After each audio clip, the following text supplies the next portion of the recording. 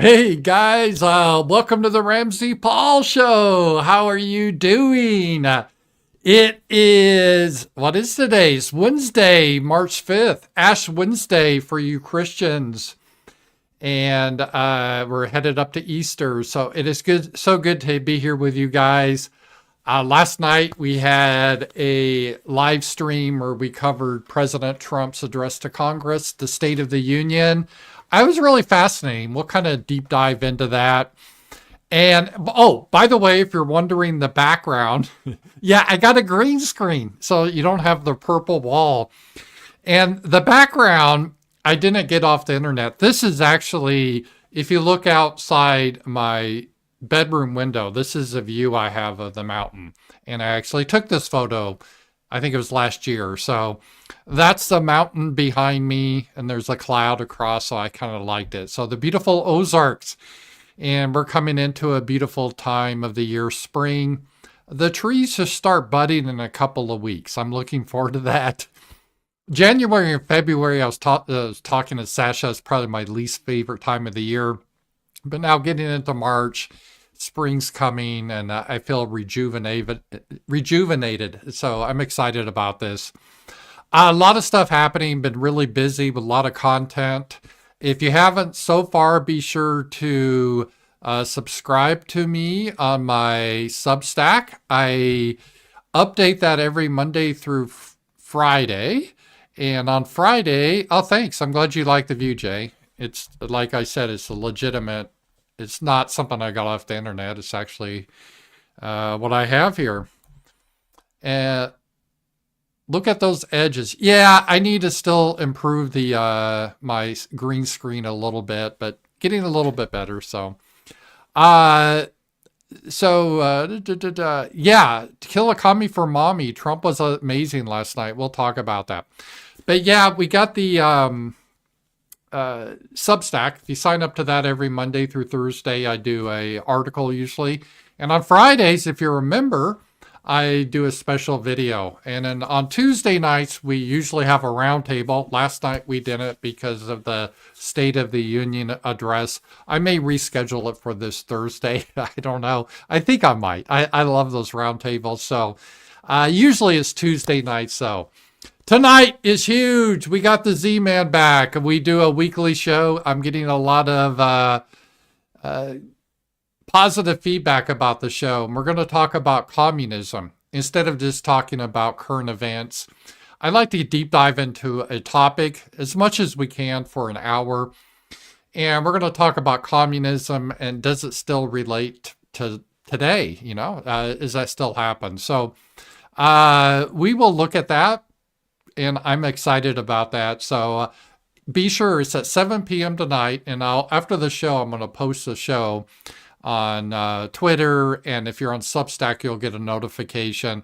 Be sure to watch it. We're trying to grow the show. And any super chats or rants that you give with me and Z-Man, we split it. And it's a way to show him love that you enjoy the show. So I do appreciate that.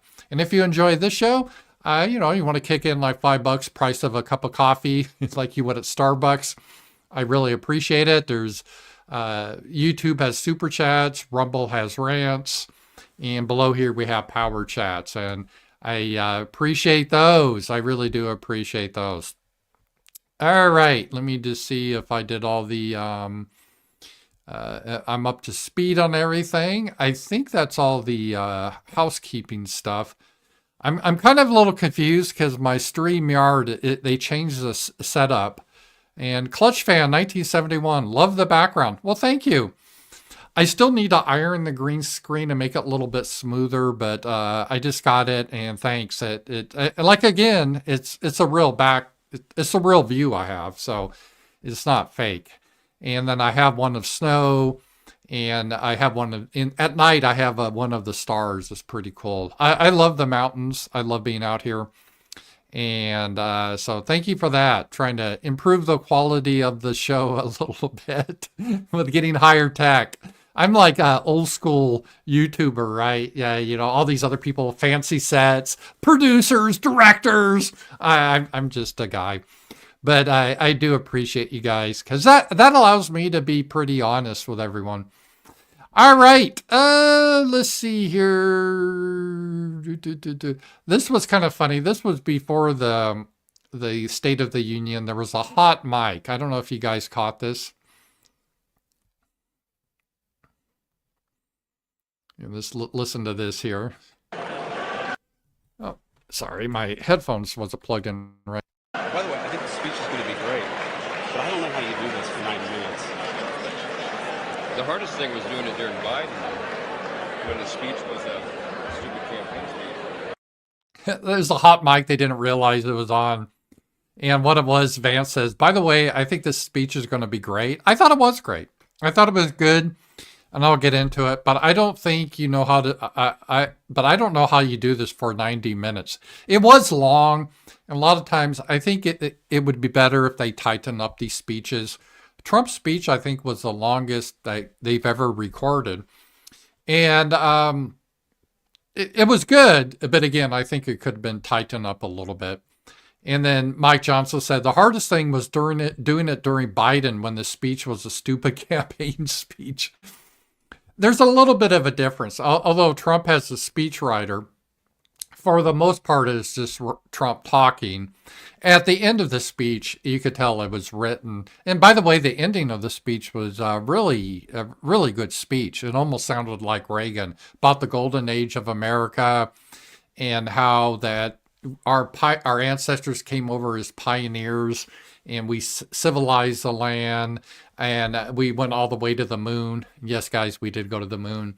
That was inspiring. It was heading towards the future and one day Mars, instead of this dirt that the Democrats are in, going back to savagery and weird sexual practices. It was really inspiring. That part was written by the speechwriter, but you could tell a lot of the stuff during the speech Trump was just saying.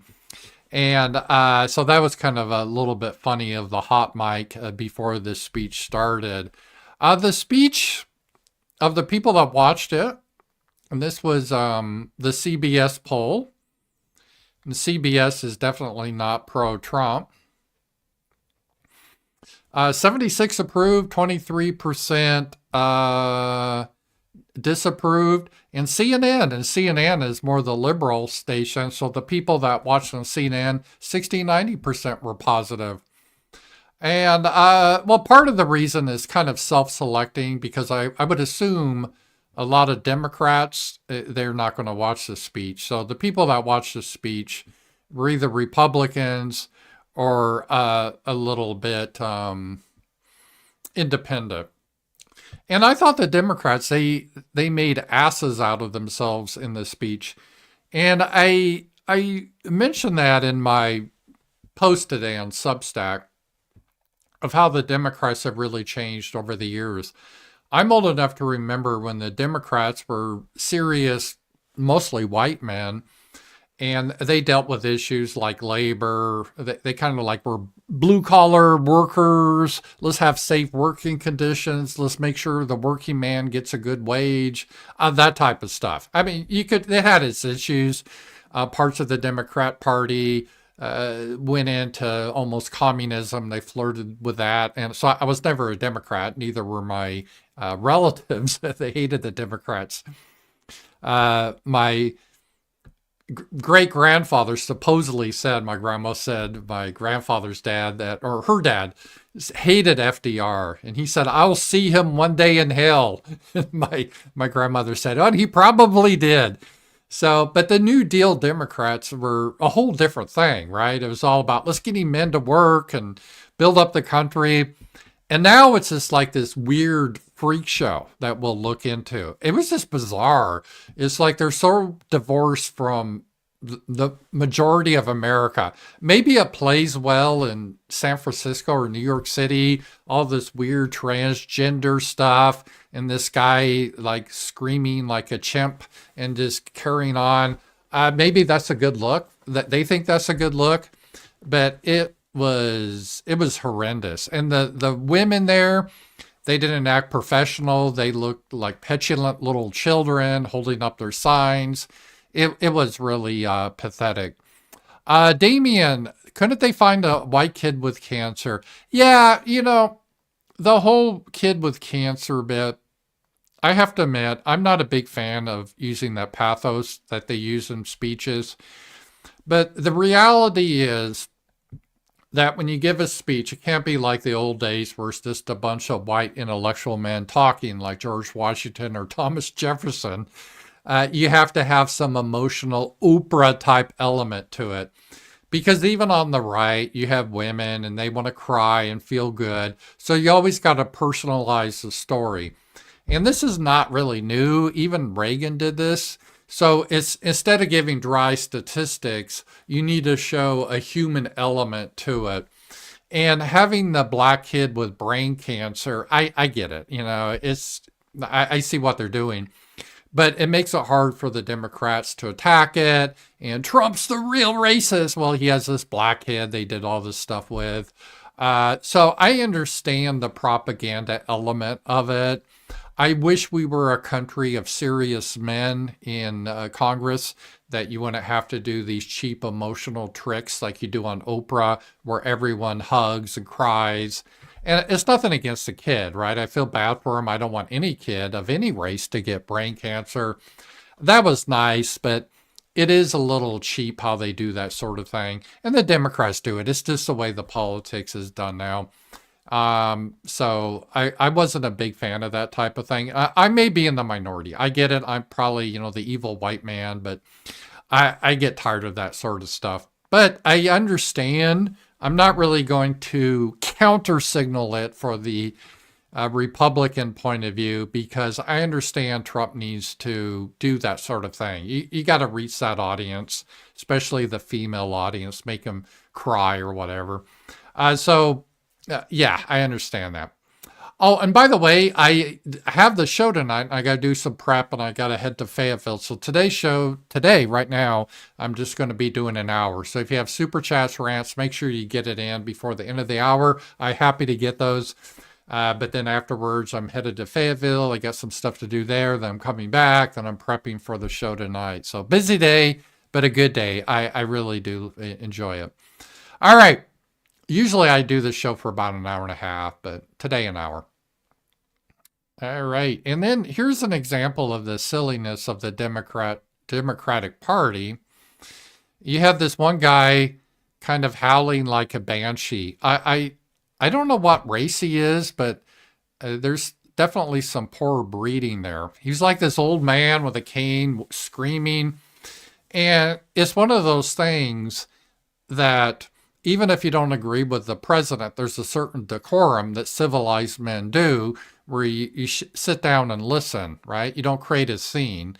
Otherwise, you're like savages in the jungle, and we try to live above the savages in the jungle. But this guy, I guess he couldn't control himself, so he had to scream like an idiot, and they finally had to escort him out of the building. I think they should just kick him out of the country. I guess he was born in Louisiana. I don't really give a shit. He needs to go back to either the Middle East or Africa. I don't know where the hell he's originally from, his ancestors, but they don't belong here, and he can't control himself, and he can go over there and scream and do whatever. And I have little tolerance for this. And this wasn't a good look. I think even the Democrats, the more moderate ones, understood this didn't win any sympathy points from the audience. If people objected to this. And then you had this guy here. It's a guy. All the Democrat women, they always do some emotional thing. I remember a few years ago, they all dressed in white because they thought they were going to lose the vote, which I support. I support them losing the vote, but sadly that wasn't about to happen. But they all dressed in white, so they're doing this women type thing, like a high school annex. So they all decided to dress in pink for I don't know what. Remember they had like the pink pussy hat the first time under Trump, where you had these crazy women put what they thought was like their vagina on their heads. I know you can't make this up. Women always find a way to degrade themselves in public. I don't know why it is, but they do. And here they are, decided to degrade themselves, and they dressed in pink, and they held up silly signs. and they acted childish. Like, okay, we got to rethink the 19th Amendment. There was a reason women weren't allowed in politics beforehand, and we're starting to see the reason. And there's some good ones, I know, but then you have this curious case. This isn't even a woman; it's a guy in Congress that dresses like a woman, and so he wore pink. It was really bizarre, but this really typifies the modern Democratic Party, right? It used to be again, and again, I didn't support the party, but more of the New Deal, a blue collar worker, hard hat. Let's say we had the time machine and went back to 1965 here in the South in Arkansas. The average white guy that you would see around here would be a Christian man. He would work with his hands and he would vote Democrat. That's what it was, right? Now it's this weird racial grievances, anti-whiteness. Let's eliminate the white man and white people. Let's attack the family. Let's have this weird sexual ideology that you could be born in the wrong body, and you could go back and forth, and just all sorts of craziness that the party has devolved into.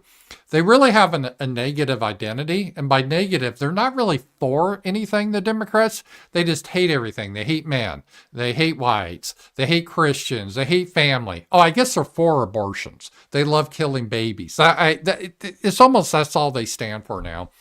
And then they like to create little scenes like their children. It's really, frankly, embarrassing. But that was probably the biggest thing memorable about last night, the State of the Union address. Part of it, I was a little disappointed. If I had to grade it, I'd give the speech a B. The only reason I wouldn't give it an A was because I thought the speech went a little long, and it's better to tighten it up. Trump has a problem. He tends to ramble a little long, and people get bored with that. I think it'd be more effective if he, kept it to like an hour. I think that would be a lot better. Cut out some of the stuff. And my other criticism, and I know Trump's a showman, he said, the day prior to the speech, he's like, big announcement for the speech, big announcement. And everyone's thinking, what, is he pulling out of NATO or what's happening? And maybe that was the idea. There was a lot of rumors floating. But the speech itself, there was no big announcement at all. It was just the rehash of all of Trump's points, which are good. The majority of his points are good. A few things I don't care about, but the majority were spot on. It was good to hear him say them again. But I didn't see, it wasn't anything new or breaking by watching the speech, really. But it was definitely an upgrade from the way we were under Biden. Guys, you remember this? Let me just show you this here. This is the way, here we go. This is the way I remember it. Three white Christian men, serious men.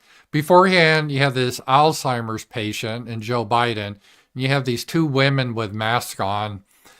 This one IQ under 100, and the other one a drunk, corrupt as could be. It has been a great update. So it was a good upgrade we had. We've come a long ways. That was good to see this. We had someone actually at the event, and they gave kind of a bird's eye view of everything that happened. I just want to review this a little bit because some of this stuff wasn't seen. This was by someone named Ethan Haim, a medical doctor. At President Trump's speech last night, I was sitting right behind the Democrats at the gallery. I had the perfect bird's eye view of everything. Not only did the Democrats not applaud or stand for stories honoring average Americans, but neither did their guests in the gallery. For even the most heartwarming moments stay seated, very few ever applauded. Yeah, that was a bad optics thing for the Democrats. How hard would it be when you had the black kid with brain cancer as, at least to say, hey, we support you. I mean, they want to do that. They have this Trump derangement syndrome. During the moments, I could see entire rows of Democrats staring down at their phones. This is a problem in general. I saw that too. The Democrats, they were probably on Blue Sky in their hug group crying about things. It is a kind of embarrassing. The only moment during the speech that generated enthusiastic collective applause when Trump mentioned spending hundreds of billions on Ukraine. So they're opposed to ending the war, but they're happy we pissed away hundreds of billions of dollars on the war. Again, this is the modern Democrat Party. They're not opposed to war. They think it's a good thing that millions of people have died and we spent billions of dollars. Let's see here.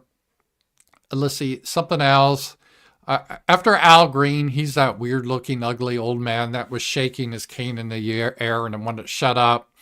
The security pro-screen was not green, but Nancy Pelosi, almost like she was a pit boss for the Dem side.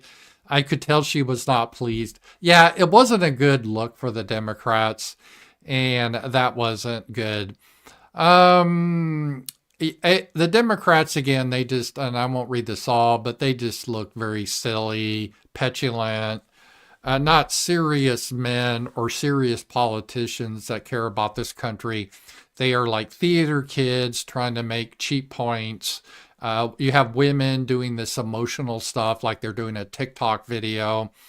And then you have a guy that can't control himself. He acts like he's still in the jungle or something. It's a real embarrassment what happened. There was a couple of good lines from Trump. And this was pretty funny. We'll take a look at this.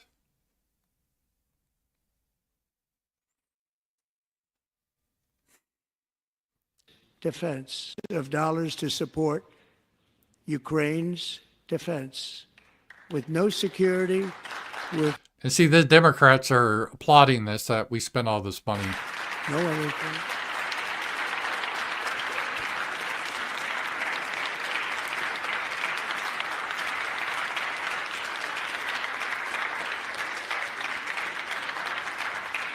Do you want to keep it going for another 5 years?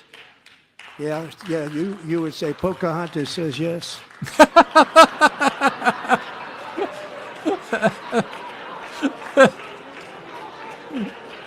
Oh, she's mad. Yeah, I want to keep the war going for another 5 years. That's Elizabeth Warren. He calls her Pocahontas, in case you don't know. She got into Harvard because she lied. Because Harvard, they had DEI back then. They called it, not DEI, but affirmative action. And it's harder to get into schools if you're white than if you're some minority. It's an inverse of what Hollywood would tell you. So she knew that. So she lied and she said she was a Cherokee Indian. And it turns out she did a genetic test. She's not part of the Cherokee tribe. She has no Indian blood in her. And so Trump calls her Pocahontas because of that. She got into Harvard School based on lying of her ethnicity.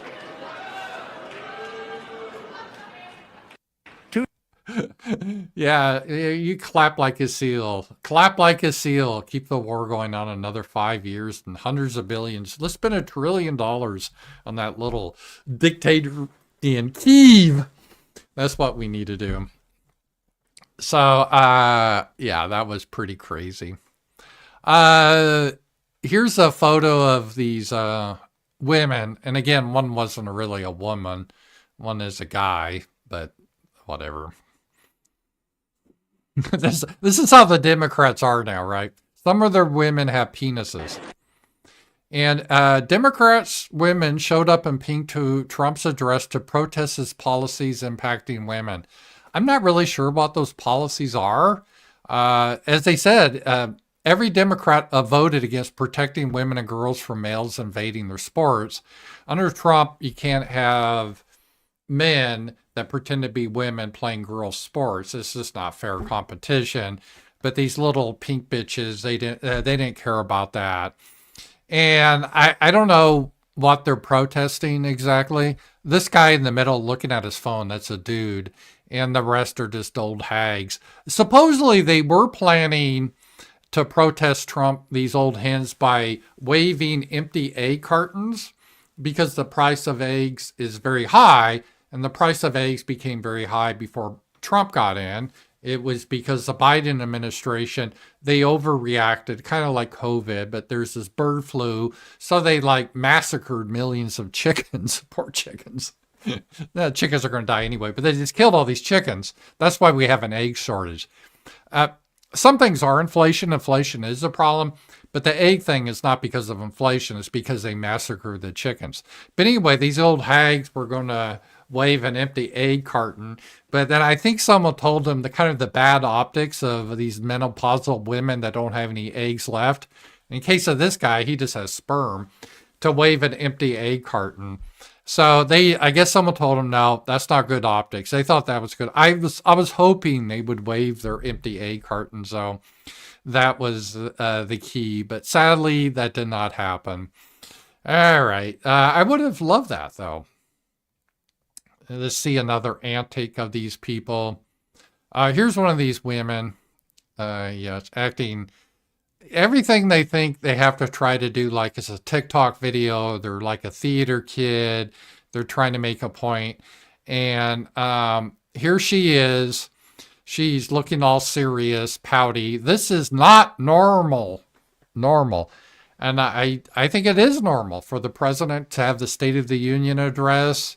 It is, but it's not normal to have a representative acting like a theater kid doing some dramatic thing with the sign. I agree. She's not normal. She's an embarrassment. She needs to be excluded from Congress.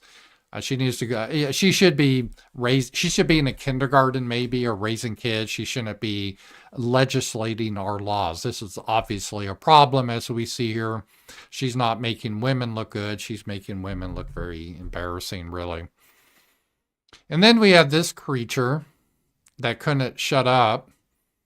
And this was not good optics for the Democrats. And if the Democrats want to know why they keep losing elections, here he is with his cane, and he was screaming, howling like a banshee, and he wouldn't shut up with his cane, kind of like the Simpsons, the old grandpa yelling at the clouds. That's what this low IQ guy was doing, and they had to escort him out. I don't know. I'm not sure his ethnicity, but extremely poor breeding. You could tell, like, this guy's not going to elevate your country to the stars. Let's just put it that way. So he was having a little fit, and they had to remove him.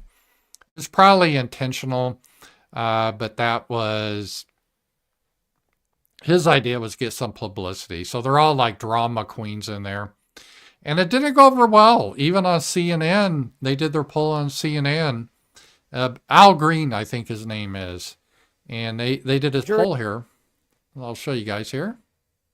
In the course of the event, which is wanting to get reaction on Congressman Al Green's antics and being ejected. 80% of speech watchers said that the Democratic congressman's interrupting of Trump's speech was inappropriate. Only 20% of speech watchers thought what Green did was appropriate. Yeah, obviously it's not appropriate, because if you had this, then you could never have the State of the Union address.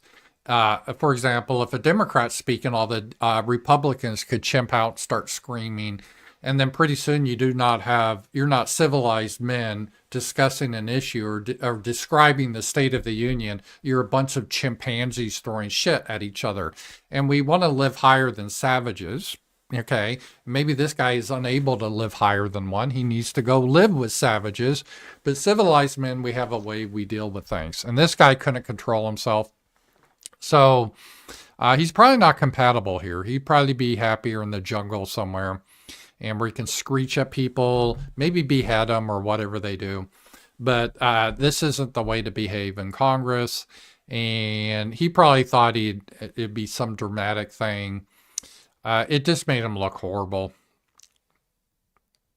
And then after the speech, I think, yeah, this was CNN. Here, this is a weird take.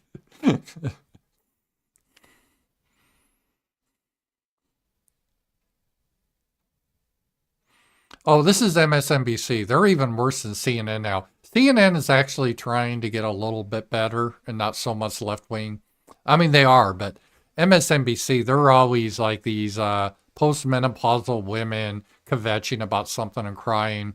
And this was this little boy. He's 13 years old. He has brain cancer. I mean, it's sad. It really is. And they made him an honorary Secret Service agent, which is cute. Like, again, ideally, we would have serious men in government so you wouldn't have to do these little cheap emotional annex. But I get it. It makes women happy and whatever. I just like whatever. And let's listen to her reaction to this. But I think this was a lesson in finding one thing that you let yourself feel. And I let myself feel joy about DJ. And I hope he's alive for another, 95 years, right? And I hope he lives and the life he wants to live. He wants to be a cop. He knows what he wants to do. And maybe when you have childhood cancer, that crystallizes for you. And I hope he has a long life as a law enforcement officer. But I hope he never has to defend the United States Capitol against Donald Trump supporters. And if he does, I hope he isn't one of the 6 who loses his life to suicide. What? This is where she's trying to put together these elements, right? So it's like, oh, I can't attack him. He's a little kid with brain cancer. But I hope he doesn't grow up when he's an old man and then he commits suicide because supposedly on January 6th, all these weak-willed... You remember originally they told the lies to the media. 5 cops were killed. The actual number was 0.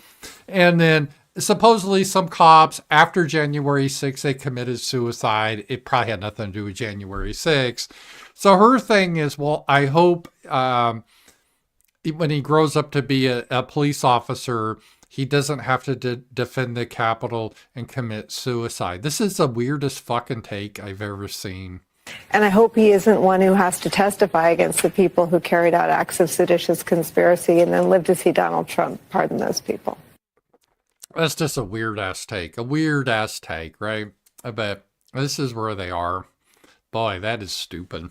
Yeah, that's sweet seeing him, but I hope he's not. If he becomes a cop, he will probably have to kill himself because of Donald Trump. Bizarre, right? Why don't you just say, hey, that was a sweet moment. I really wish him well. And let's get back to the president's policies that I disagree with. Here's his policies. I think we should continue the war in Ukraine because whatever reasons. Not like, well, yeah, it's nice he's alive, but he'll probably just have to commit suicide in the future anyway. So really, what's the point?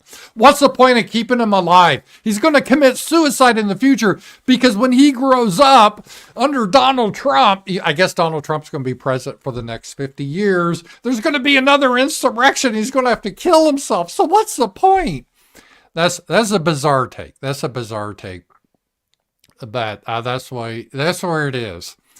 And okay, now we have another congresswoman, and she's one of my eloquent. She reminds me of Thomas Jefferson. This is where did you guys ever see Birth of the Nation? It was kind of a prophetic movie. So anyway, here's this congresswoman giving her eloquent insights into everything. Here we go. That while we may not have the numbers just yet, that doesn't mean that we don't have fight left in our bodies. And so I am going to fight him every step of the way until we get what we deserve, because it was my ancestors that built this motherfucker. Okay, I'm done now. I'm done. Oh, Shit. So yeah, I guess I don't know. Weird take there, but yeah, there she is. So this is your Democratic Party, right? This is your Democratic Party, and crazy. Damian, Roberts and Barrett are traitors. Trump should ignore the ruling. Yeah, let me discuss that. Today, that's another issue. There was, and I think there was some misunderstanding about this issue. And it's not as bad as people are making it out to be. This has to do with the USAID. You know, that's that organization that turns out they're giving all this money to shit-lib causes, like to teach little boys are trapped in the wrong body. We got to hide it from mommy and daddy, and we got to cut their dick off. You know, that's what the USAID, and it was just like this shit-lib organization. And the Supreme Court ruled that they still have to fund it. But, and this is what the redheaded libertarian said, and I haven't looked at the ruling, but she usually reads stuff pretty closely. The order mandates any foreign aid allocated by Congress before February 13 must be paid out, but this does not require payouts for anything after February 13. So Supreme Court rejects Trump on USAID foreign aid freeze. So this is sending money again so we can stir up trouble in other countries, because that's what we do, right? So we will go to some bizarre African country and teach them about transgenderism and that their boys are really trapped in the wrong body and they're little girls, that type of bullshit, right? And Trump put it freeze on that money. But it's really, according to what she's saying, is just the stuff that had already been allocated, not future stuff. And this one guy wrote this out here. This is for services already provided. Read it before going off on the court. And if you had a contractor to do a service for you and did not pay, they would take you to court to win. I did this many times. So what they're basically saying, according to this guy and redheaded libertarian, I guess, before we get all black-pilled about this, no, it's not saying that we have to continue to fund USAID for all these shit-lib causes.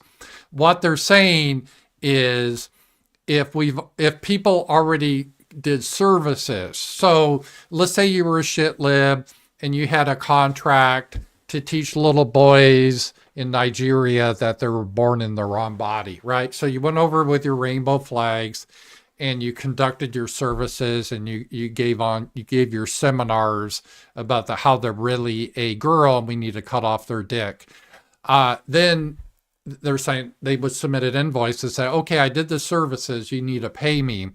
And the court rules, as much as we find their services to be horrible, they already conducted the service and the United States government initially sent them over to do that. So you have to pay them for their services. And if that's the case, that's not really that big of a deal. I can understand that. So I know a lot of people were kind of getting black-pilled about that. And maybe these guys are wrong, but from these people looking into it, again, from what they're saying, and I haven't read it yet, so I'll need to read it, but it's not saying that the United States government is forced to give to all these shit lib causes USAID forever. It's just saying that for services that were already conducted. So again, you're some shit lib that did this whole transgender education with little kids in Ukraine, you have to pay them for the services that they already did. And I guess I could understand that. I would just arrest them, but I can understand why they, I can understand why they ruled in that way. So again, it may not be as bad as we think. It may not be as bad as we think, but thank you very much, Damien, for that. I'm hoping that's the case. So sometimes you got to look into it before getting all black-pilled. And I was pretty black-pilled about that initially because I saw that, but then I guess people dug into it and it's like, oh, well, okay, I guess that's not that big of a deal if they're correct. All right, let's see here. We'll turn a little bit to Ukraine. One of the things that was surprising, well, I guess it shouldn't have been surprising, really. But Ukraine wasn't really a focus of the speech at all. In fact, or Russia. Trump, I would say 90% of his speech had nothing to do with foreign policy. And I think that really shows the emphasis of Trump, that Trump really cares about America. He wants to protect our borders. He wants to deport these illegal aliens. He wants to put up tariffs to help provide industry in the United States. This is Trump's passion. Being involved in some shitty foreign war for year after year after year, spending billions of dollars, he doesn't see that as a good investment because that's not really his focus. His focus is on the United States. So I guess we shouldn't be really surprised that everyone was thinking, oh, this would be front and center, and all the Democrats were ready to boo about Ukraine not funding them, and I guess someone was passing out the Ukrainian pins to give to the Democrats before the speech, but very little was done on Ukraine. I was surprised. I thought, maybe he would leave NATO or do some dramatic announcement, but no, there really wasn't. But behind the scenes, what has happened has been very interesting. Is I think Trump is very clear that we're winding this down one way or the other. And he expects Zelensky, and even though Zelensky's a petulant little bitch, and I don't think you can trust Zelensky just because Zelensky, he changes his opinion by the hour, not even by the day, but by the hour he changes his position. So I don't know how you can have a conversation with him. You can talk to him and get an agreement. Then an hour later, he's saying a whole different thing. His position is like Jell-O. It's like someone else described in a book that I won't mention, described the debating techniques of certain people. Just saying.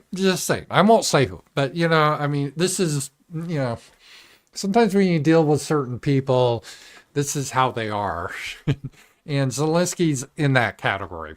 So it's not really worth wasting your breath on Zelensky because what he says is irrelevant because he has no honor, or his word doesn't mean anything at all. I know everyone lies at times, but Zelensky's a whole different level. It's like, why bother? But Trump is like saying, okay, you guys, Zelensky, because Zelensky the other day said, oh, no, this war is going to last a very, very, very long time. And Trump, this is after Trump just had the fight with him in the Oval Office. Trump's like, yeah, no, that's the wrong answer, Zelensky. And so what has happened reportedly is that the United States has cut off military funding, but more than military funding, even giving intelligence data to Ukraine. And they really need that in order to send their drones to hit Russian targets. So Trump, I think, is saying, we're going to withhold that until you get your ass to the negotiating table. We're not going to tolerate your little posturing. So that's the situation with Zelensky. And let me just, I have no idea what the Europeans are in a fantasy world themselves. I don't know what they're thinking. The European leaders, I don't mean my European viewers, because you guys are great. And again, of all the continents, and besides my homeland of America, I love Europe, right? Europe's my ancestral homeland. I love it. I really do. I love the European people. It's just like, I love Europe. I want to see Europe, make Europe great again. I would love to see you guys restore your countries to your greatness. Have England for the English people, kick out all the rest. Germans for the German people, kick out all the rest. I would love to see that. I would love to see you guys be powerhouses again and maybe sending rockets to the moon or Mars. I want to see you guys do that. It's a sad situation you got yourself into right now. But the leaders are just in fantasy land, okay? So Europe is weak because of the climate change hoax and all that bullshit. They've deindustrialized. They're weak economies. They have weak armies, but they act like they're still relevant, but they're not relevant.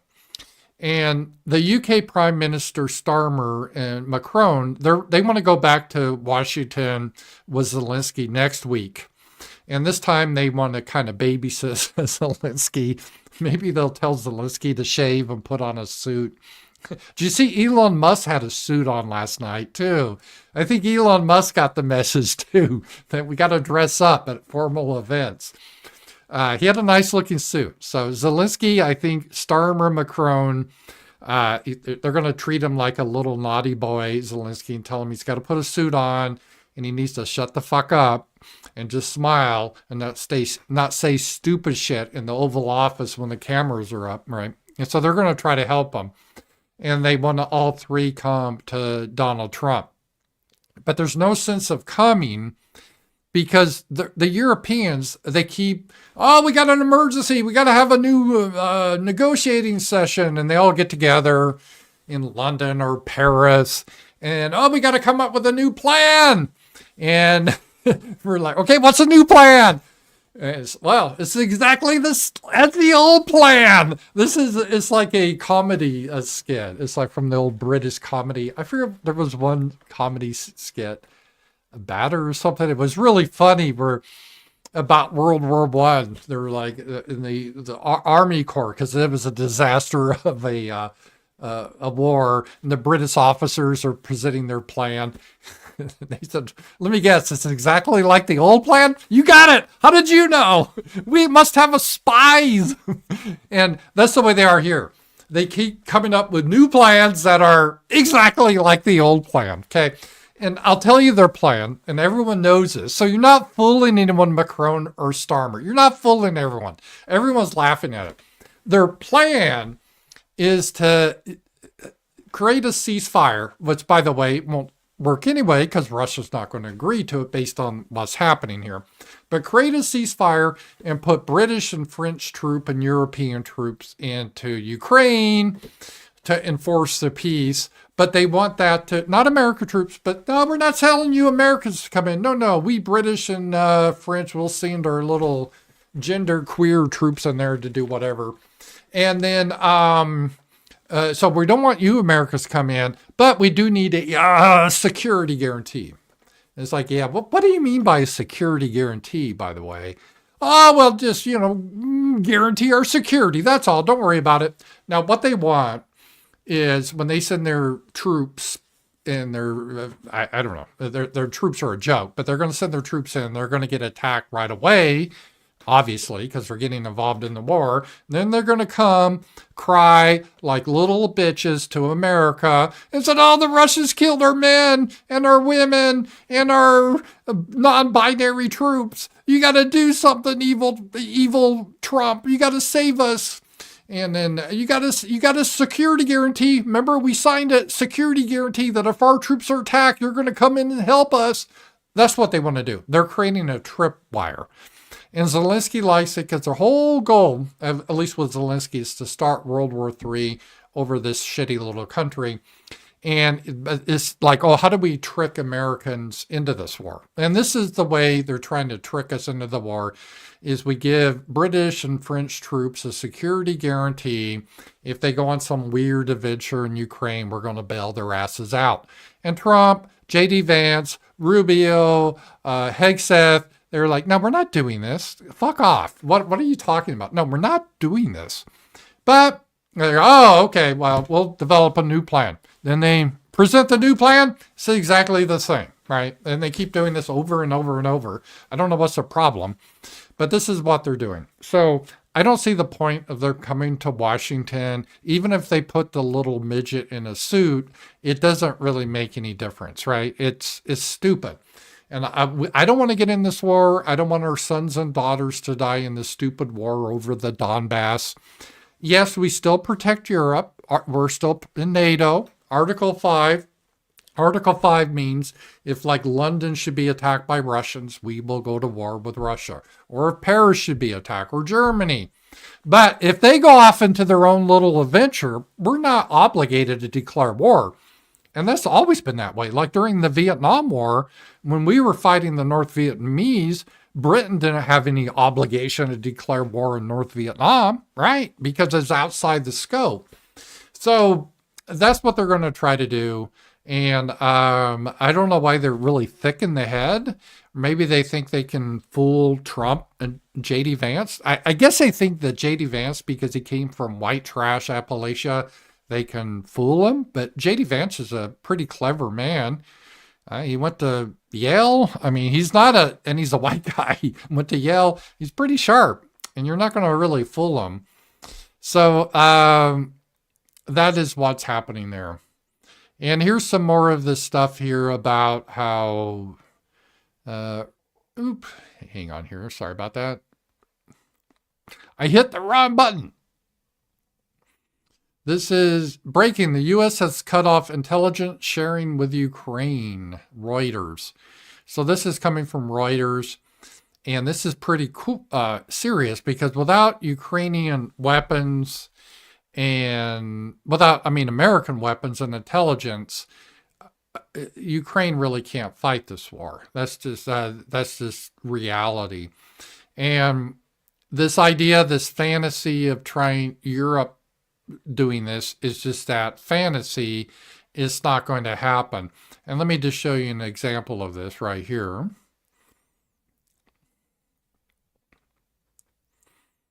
All right, here we go.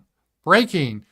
After the U.S., Germany has also stopped the delivery of weapons to Ukraine, but not because it wants to, but because their weapons are at a critical level. So Germany, they don't have any more weapons. They don't make a lot of weapons, and they really embrace this whole climate change hoax. So they've been shutting down their factories. So they're becoming very poor in Germany now. They used to be the manufacturing hub of Europe, right? Whereas, like, I guess the British, English, they engage in financial scams. The French engage in, I guess, gay sex. I'm not sure what they do. But the Germans were part of manufacturing. And the Germans thought, oh, Greta's crying. She's crying about the polar bears. And we got to get rid of our factories. You remember the Green parties in Germany? Kind of communist, really. But we got to shut down their factories. So they've been shutting down their factories. So they don't have weapons. I don't know what the hell they're going to do. So it's, yeah, we want to help you, Ukraine. But, you know, we shut down all our factories. So what are we going to do?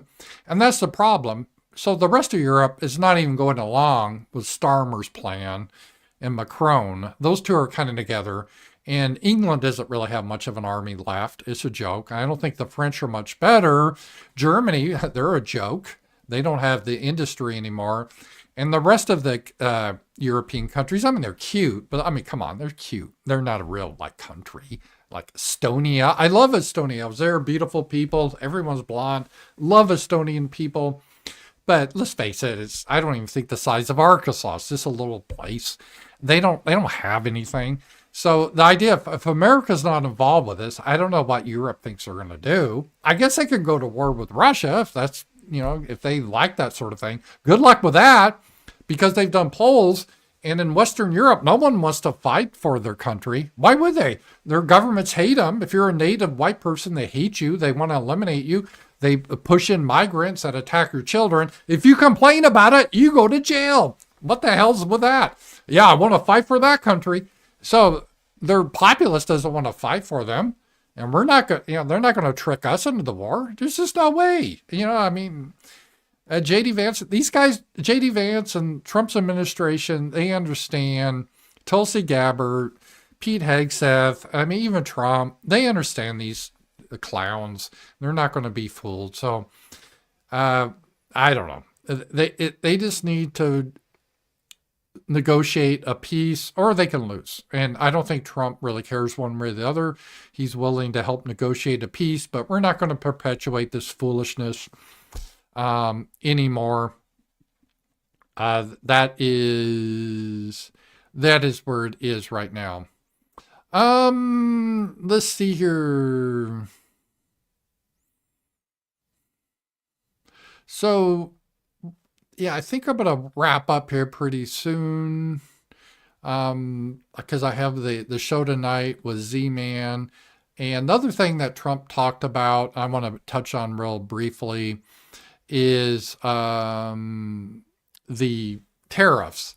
And initially the tariffs, they did a shock to the market, but the market has pretty much recovered since then. Like crypto did a huge dump, but crypto really recovered and it's almost back up to where it was. So I wouldn't get too excited about it. Actually, tariffs are pretty good long term, because what they do, the idea of tariffs is it puts, and as Trump said, it's not like we're trying to be the bad guys here. These other countries have tariffs on us. And Trump's like, well, wait a minute. Why do you have tariffs on our products, but we don't have tariffs on your products? Hell with that. We're going to match it. And so Canada can cry like a little bitch, but they put tariffs on us first. So we're just matching it. And which makes sense. And so this is going to encourage businesses to come into America. So this is just simple. If you're a business and you don't want to pay the tariff, then you operate in America. So you open a factory here. So all Trump's doing, let's say Ford Motor Company says, yeah, okay, instead of you building your factory across the border in Mexico, where you think you get cheap labor and you don't have to follow environmental protections and all that. No, we don't agree with that. We want the jobs to go to Americans. So if you want to build a factory in Mexico, have fun doing that, but you're not going to make any money because we're going to put a tax on you. tariff of all the cars you import in. So you're not going to sell those cars cheaper. In fact, there's going to be a higher tax. But if you make them in America, you're not paying the tariff.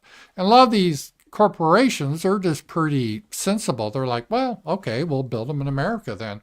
And then they build them in America, they have to hire American employees, so you get good jobs. Those employees, they pay taxes, both income tax and sales tax and everything else. It helps to hold communities and families together. Free trade has just devastated a lot of smaller cities. In Fort Smith, it has happened. I remember Flint, Michigan, where Sash is from, Rockford, Illinois. Free trade destroyed those little cities, and it's depressing. So Trump is like, let's have a new golden age. Let's bring back it manufactured in the United States. It helps Americans, and it's just a security thing too. So we want to be able to have factories here, so we don't end up like Germany or Britain, where they're all cucked now and they can't do anything. We want to have the power. Russia, they have factories. China has factories. We need factories. So that is key. And the whole Green New Deal and all that stuff is going out the window, real changed. It's just really nuts, but that's where we are right now on that. So I think I will wrap it up for today in an hour. And tonight, please join Z-Man and I. We're going to talk about communism, how it relates in the current year. Z-Man's really great at this topic. He studied it a lot. I think it's going to be a lot of fun. 7 o'clock, we have a time limit of an hour tonight. So if you have questions, send them in before the show. And at the end of the show, we'll go through them all. And it's a way to show Z-Man and myself some love, that you like the program and want it to continue at night. And because I split my revenue with Z-Man for that show tonight. So tune in. It's going to be a lot of fun. Again, at 7 p.m. tonight. And then tomorrow, we're back to the RAMZPAUL show. So it's been great to have you guys all here. Hope you like the new green screen background. This is a view outside my window. Literally, well, it was a year ago. It kind of looks like that now, except the leaves aren't out. The leaves will be out soon. So guys, thank you so much. God bless you, and talk to you. I'll see you later tonight. See you tonight. Talk to you guys later. Bye-bye.